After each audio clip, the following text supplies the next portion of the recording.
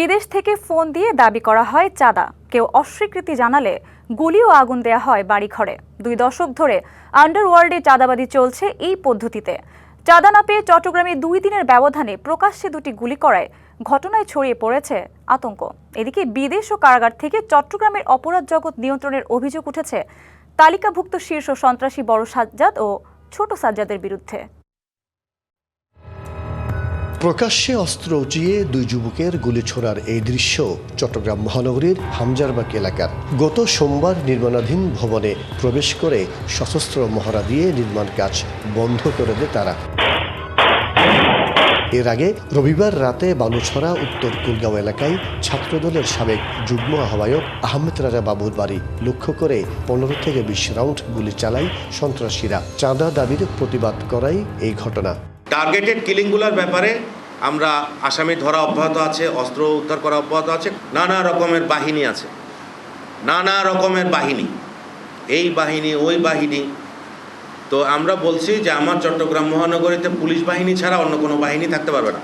Niacinamide ও salicylic সমৃদ্ধ lily face wash যা ফেসের ডেড স্কিন সেল দূর করে দেয় দ্বিগুণ ফাস্টার ব্রাইটেনিং।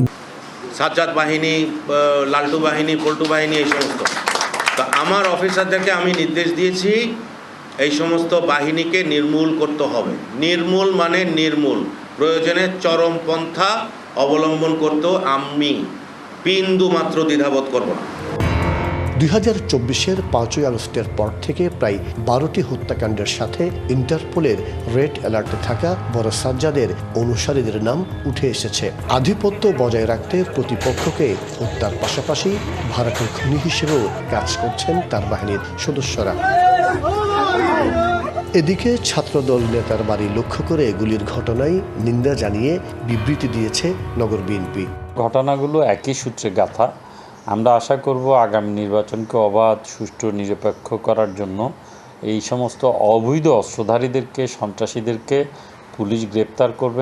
দেখুন, সে তো দেশে নাই, তার বিরুদ্ধে তো সরকার ব্যবস্থা নিতে পারছে না। তো তার অনুসারী যদি কেউ এই কাজটা করে থাকে, তাদের বিরুদ্ধে ব্যবস্থা নিলেই তো হয়ে যায়।